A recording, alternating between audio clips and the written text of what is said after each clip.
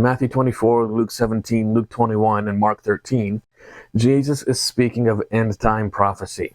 And in two of those chapters, he uses this illustration. One will be taken and the other left. And a lot of people will use that to try and prove a secret or pre-trib rapture. Now, pause to read, but this is where the rapture comes from. It's not a biblical doctrine. It was only invented roughly about 500 years ago. So this doesn't refer to a rapture, but what does it refer to? We'll start in Matthew 24. Jesus says, 2 will be in the field, 1 shall be taken, the other left. 2 will be grinding at the mill, 1 taken, and the other left. But what is the context here? Because immediately after this, Jesus says, watch therefore, because you don't know when I'm coming back. Now, if we look at the preceding context, Jesus is speaking about the days of Noah. See, in the days of Noah, they had been giving a warning that the end was coming. A global flood was coming, none of the wicked were going to escape, and only those who by faith entered the ark. As we know, the story goes, only Noah's family went on. Everybody else that was still alive when the flood came died in the flood. And when Noah and his family went into the ark and the door closed, probation for wicked humanity had closed. Only they didn't realize it. So Jesus says they knew not until the flood came and took them all away. Who's the group being taken away here? So immediately after, Jesus says 2 will be in the field, 1 taken. Let's examine this in Luke now. Jesus is giving the same narrative here in Luke 17, only Luke gives us different and additional details. It's one of the beautiful principles of Bible study. Jesus says the same thing here, and the context this time is about Lot and his wife. And before that, again, the second coming of Jesus. And this is why Jesus gives a warning. When you hear people say, Jesus has come, nope, don't go. And then we get into the story, and he does mention Noah as well as Lot. Life went on as usual till the flood came and destroyed them all. So if we compare Luke 17 with Matthew 24, what does it mean to be taken? Jesus says here, destroyed them all. And then he goes on into the story of Lot. Likewise, also as it was in the days of Lot, they did eat, they drank, they bought, they sold, business as usual. God sends a messenger in, look guys, the city's about to be destroyed. Everybody who wants to escape, get out now. And as you know, the story goes, 4 people left.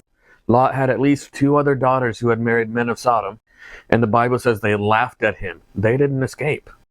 This is a lesson to us as parents. Protect them, guard their spirituality, guard their salvation like your life depends on it.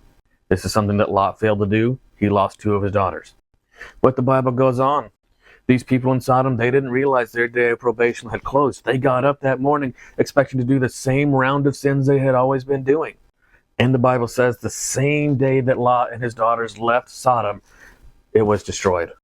And then Jesus gives us the warning. Remember Lot's wife. He lets us know when that time comes, don't go back to try and save all of your wealth. That's what destroyed Lot's wife. That's what turned her into a pillar of salt. Because she looks back and because she wants to go back to Sodom, she misses that life. This is also a lesson to those of us who are husbands. Do not delay obedience, because if Lot would have obeyed, I fully believe his wife would have survived and not been turned into salt. But he lollygagged around, and his wife was cost her life. Yes, she will be judged for her own decisions, but never forget, what you decide, what you do, your actions affect other people. There is no such thing as a life without influence. But now in Luke 17, we get to the same phrase that Matthew 24 uses. 1 shall be taken, the other left. And remember, in Matthew 24, Jesus phrases it and took them all away. And in Luke 17, he uses the phrase destroyed them all. And then by the end of Luke 17, the Bible gives us the answers to the age-old questions, who, what, when, where, and why. Because here we see this question the disciples ask, where, Lord? Where will they be taken to? Where will this destruction happen? And then Jesus says, wheresoever the body is, there will the eagles be gathered. Now this, I believe, is referring to what we know today as vultures, just because eagles don't typically go in search of dead prey. But where else do we see this concept in the Bible? Here in Habakkuk 1, the eagles are used as a symbol of judgment to feed on the dead. Same thing here in Jeremiah 7, but this is referring just to carrion birds in general. And it's speaking of a time of slaughter. Those watching, you can go to my website to the free Bible studies, the Millennium Timeline. And the Bible talks about how when Jesus returns, the wicked humanity are all destroyed. There is no live humanity on the earth. You can read about that here in Isaiah 11, 2 Thessalonians 2, as well as Jeremiah 4 and Jeremiah 25. So this idea of 1 taken and 1 left isn't referring to somebody being taken off in a rapture to heaven before the tribulation or even during it. Because again, while the wicked are all destroyed at the second coming of Jesus, he takes his people back to heaven at the second coming. not before. And they don't disappear from off the face of the earth. And then other people are left wondering where they went.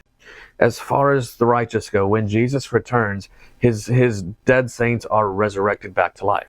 And then Paul says we meet him in the air. And then from there, we go to heaven.